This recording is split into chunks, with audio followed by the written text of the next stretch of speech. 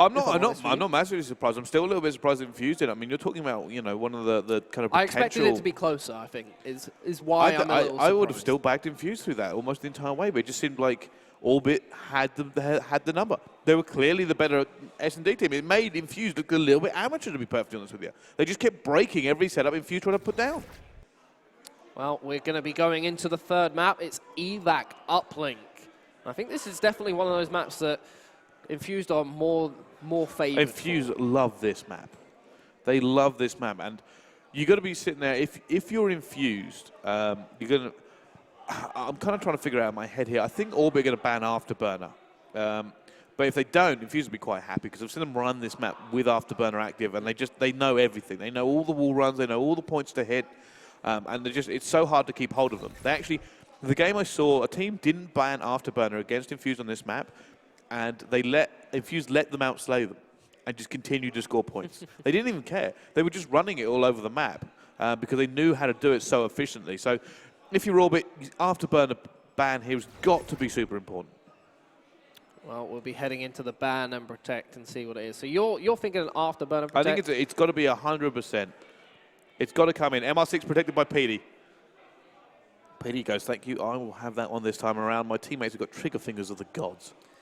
We're going to see what Rory answers back with that one. The M8's being taken away.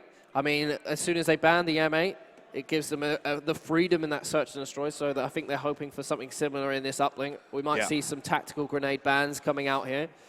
Could potentially be some trophies that might be sacrificed depending on how Orbit want to play this one. They need to play this to be comfortable with themselves. I still think you're going to see a tactical bans come out, actually, from Infused.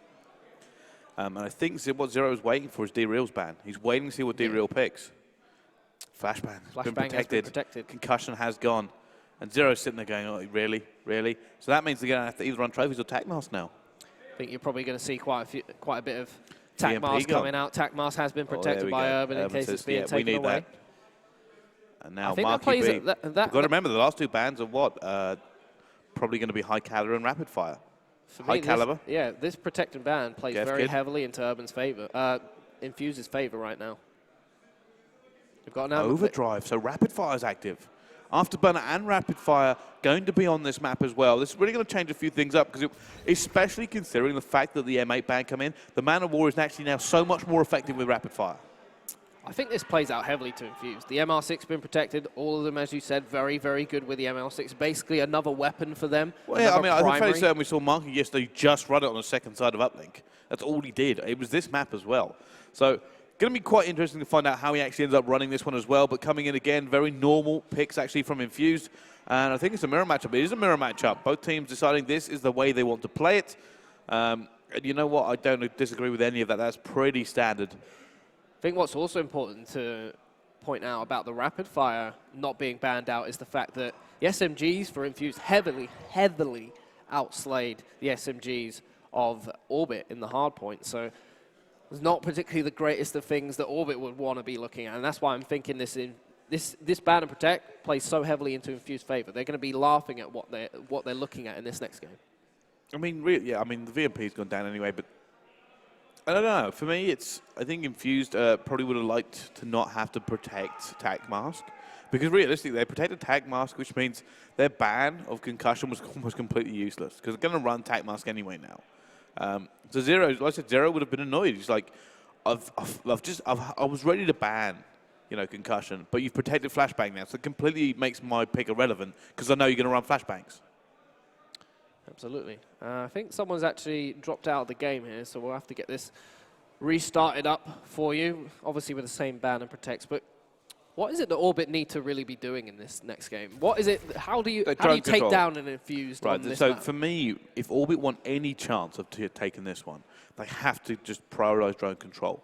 It's going to be difficult to outslay them, but Infused, well, the issue being is even if you outslay Infused on this map, Infused will just prioritize drone control. They know how to run it. Afterburner's active. You're going to expect them to actually rip it out of glass, go all the way across the other side of the map, wall run it at the far side.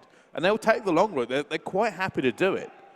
And they know their ones as well. They're so proficient at getting easy ones. So they're going to know how to run it every single way. So you have to make sure they don't even touch the drone. Do not allow them to have drone control at any point, because they will be putting in ones for fun.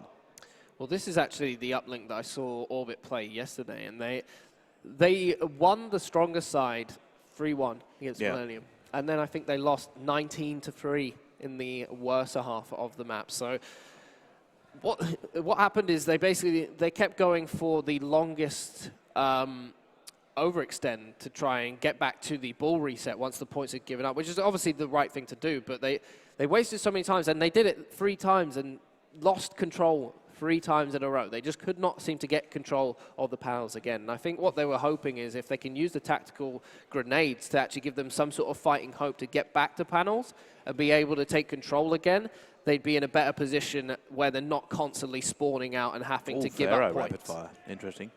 Very interesting, actually, seeing that one come in here. We are, of course, going to get this one pretty much started up straight away. Just waiting for the team members to rejoin, and then we'll start it up straight away again. But Pharaoh coming out there as well.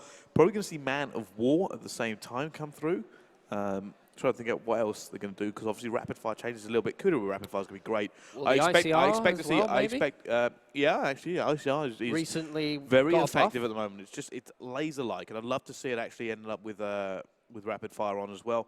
I'm definitely going to see the Kuda here. I think Petey's going to end up running maybe a Kuda with laser sight and rapid fire. I saw Trey using the ICR yesterday. Yeah, it's really good. It's one of those guns that you kind of rely on. The buff certainly helped kind of bring it back in, which is interesting because it's actually meant the HVK has gone away from it. It's kind of been replaced. It has slowly started to drop off. There was a point in time there was that a point was where the HVK strong. Yeah, there was a point where the HVK was being used more than the other. People use more than SMGs at times. Well, people were talking about it, actually. There was a recent video by Drifter, I don't know if you saw it, talking about the HVK. If the VMP and Kuda are banned, the HVK stats make it quite effective as a replacement. Now, I don't know how pros are end up going to deal with that. I don't know how much it would actually play into a competitive setting, but it did get me thinking, seeing that the HVK is effective, high DPS, it does have a very good stability at range. So, you know, he had a laser sight on it as well, so he was hip-firing a lot of people. I would quite like to see whether or not it would work in that. Maybe if you're playing an aggressive AR role and using that here. But I don't know. I think it's one of those ones where it's going to be difficult to use in the scenarios you want it to. There are maybe more niche positions for other guns. The Kuda is very effective at that range as well. I don't know. For me, I'm very curious to see whether or not it does come back in. Because right now the HVK has slipped down the rankings, in my opinion. You've got, what, M8, Man of War, XR2, ICR, I mean, Shiva's in that mix as well, depending on where you want to put it, depending on the sightlines. And then HVK is after them. Well, your second AR, they support the team. They're there to kind of fulfill the jobs that someone has unfortunately fell victim to an opponent. So you're filling in whatever job you need. And the HVK, when I played, was great for that. You could jump in the hill with it. It's great. Fully automatic, high rate of fire, good damage, good at long range, good at strafing around corners, hip fire is great. It is an all-purpose gun for me, and it was one of my favorite ARs because you could do everything with it. It wasn't one of those situations you got a burst fire gun, don't really want to go in a hill, don't really want to run around corners. If you've got an SMG, you obviously can't really hit people at range. So HVK is that happy medium. It does a really good job for you in kind of doing all that stuff. And as you said, aggressive AR will benefit highly from that HVK. You can get into that anchor position if your anchor unfortunately spawns out. You can jump in the hill if your hill player does unfortunately fall victim to an opponent. And it is actually still a great gun. It's just that's the reason why there's a meta, is because there's other choices that unfortunately are better than it. Oh, most certainly. It's interesting to see actually some of the classes. The game has restarted, and we've got a little peek at some of the classes actually been run here, and it looks like a few Pharaohs actually in the mix. XR2s as well, so that's what we're going to see. Like I said, we're definitely going to see a Man of War at some point. Rapid fire Man of War is just too effective to be ignored in this game. But no, I'm very curious to see how this actually ends up playing out here. I mean, if you're sitting there in your orbit, you got to go like, right, we need one of these respawns. We need either this uplink, because we need to take it to the S&D where we're very, very confident. I mean, the Pharaoh pick is something that you don't see too often, actually, these days. And I'm a big fan of the Pharaoh. I think it is one of those SMGs. If you're going to find that you're coming up against some of the best ARs in Europe, you want to be having a gun that can do it at all sorts of situations. You want to be able to pick people off from those long lines of sight. If you think about going over to if you're facing gym side and you want to be shooting someone over who's sitting from P3, you want something that's a little bit better than a VMP or a Kuda that's not really going to fare too good at range. I mean, these guys might have incredible shots. I think what we can do is see a Pharaoh start, but there will definitely be a Kuda used at some point. I'll be interested to see what they've set up with it as well, because the issue being with rapid fire included is it's not just the fact that it makes guns more viable. It's not that it just changes the meta slightly. It's also that it means that you have to sacrifice something. So what are you sacrificing to put rapid fire on, which almost everybody's going to stick on here? It's the same thing with the ARs. I was just talking about the ARs here, and if you're going to put rapid fire on your AR, clearly that means you're going to be using an extra attachment you're not normally used to here. It's the reason, like, if it's on the mana wall, what are you sacrificing for it? And what are you sacrificing? I think that's the best part of Call of Duty these days, is the fact that you have that's what to I love give, Ban and Protect, you have to give something up to gain something. And I said it yesterday to Ton. I used to love it when people banned attachments or certain things that would be part of my standard class for me, because it doesn't hinder me. It opens me up to being able to use more stuff. So if people would ban stock against me, I'm fine with that. That means I've got less attachments, I've got less points that are being taken away, and I can stick them somewhere. You're awful with everything, so it's all a very level I might be a playing top field. 64 player, Brycey, but... Top 64? Top 70-odd something or other. But either way, the point still stands. Probably not even top 64 in the production area, mate. Now you're just being... you're getting personal here. You're getting personal, especially since there's like 4 people back here. Look, the truth hurts. So does your hair. Hey, my hair. You want to get personal? I can dish it out, buddy. I was happy for the Brout reunion here, our little duo that we got here, and you've made it an unenjoyable experience so far. Hey, I'm only doing what you do for everyone at home. Anyway, we're about to get in this game. It is, in fact, loading up. So we are going to finally see this one underway. It will be evac uplink, and both these two teams are now ready. We're going to go to war here. Who do you want to jump on board first of all, Trout? I want to see who was rocking the Pharaoh. It was actually, I think it was Petey and Urban. I didn't get to see what Zero was running. Manuel, there you go. I told you. Are we going to see some Pharaohs on the other side, you reckon? I can take a look. have a quick flick through. No, Kudas. I thought it would be Kudas. Let's jump back on with Petey and Urban then, see what they're going to do. I want to see what it is they're going with. Obviously, want to use the Pharaoh with the rapid fire. It means that you've got less attachments to sacrifice. Petey's going aggressive. So good. Petey's actually got a grip instead of well, I think Urban's only running quick rapid fire. Yeah, but however, look at this already. Orbit starting off in very, very quick fashion, looking to get this one down already. Gordo putting a lot of shots down at the same time. And already a 1 has gone in. Massive start coming out from Orbit.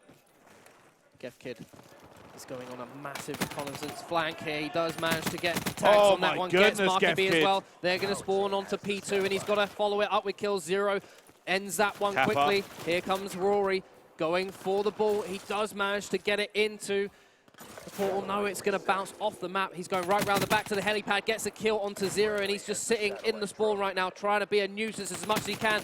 Infused have to prioritize him, and unfortunately they do get him in the end, and Marky B and his team are going to push forward. He does throw the ball back. It's thrown back again. What is this?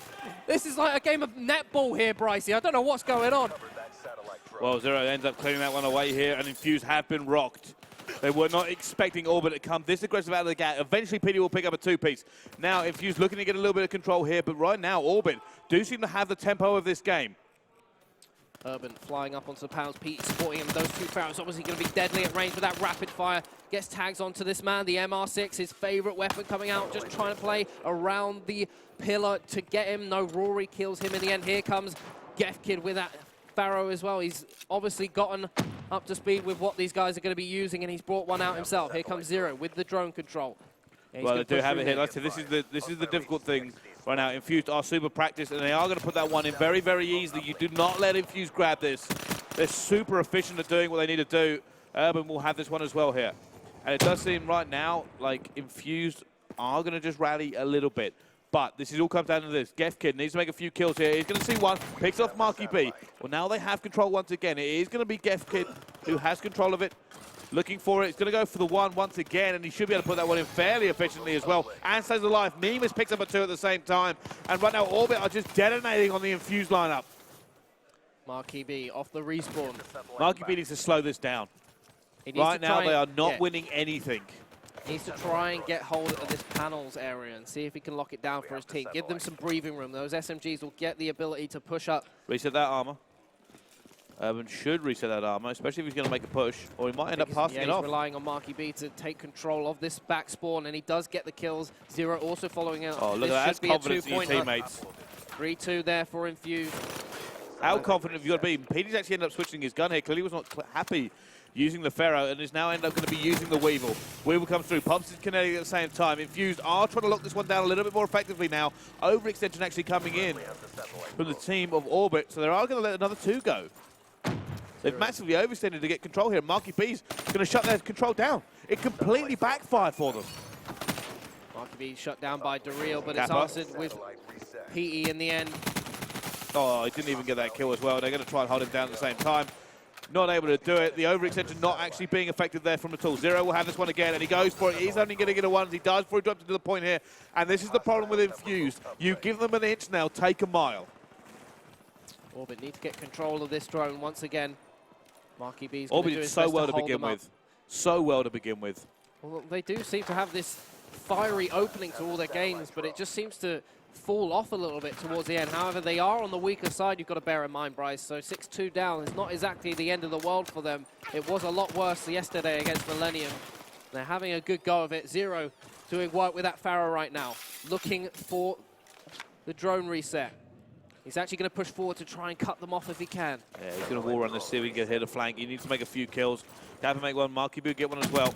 There we go. That's exactly what he wanted. He gets the flank, gets a few kills. Looking for the 3 piece, and Zero opens them up. And this should be a 2-point play now. He's going to take the pass coming in, going to hit the active camo. This is a guaranteed 2, and they're going to be looking for the relay.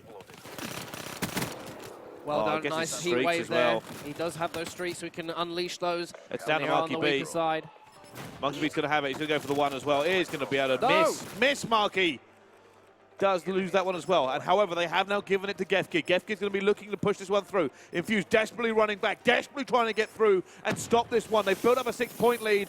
I think they're going to lose it here. Active camo means it should be a 2-point play, and it is going to go in, and they do bring it back to a 4-point game. They're getting very excited on the main stage, Bryce. They know that that's a decent score going into the second half of this uplink. If you're Marky, you're going to be upset because technically that missed throw cost 3 points in this game. The 1 point he missed and the 2 he just gave to Orbit.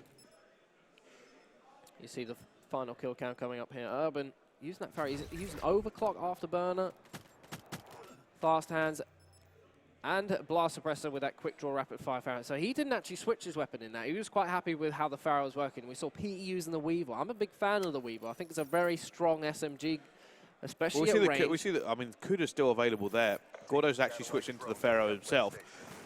Let's jump on board with Gefkid, who we are currently watching. Pharaoh, quick draw, rapid fire. The real opens things up.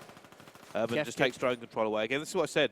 Even though they lost that first engagement, Infused will now run this away. However, there's a little bit of a trouble. He needs to make this. Does eventually get it. Urban hits him down with the drone, and he's probably going to go around the outside here. He is. Now, he can make a 1-point play straight over this building. I've seen them do it before. However, it doesn't look like he's going to. Seems fairly confident. Oh, look at that.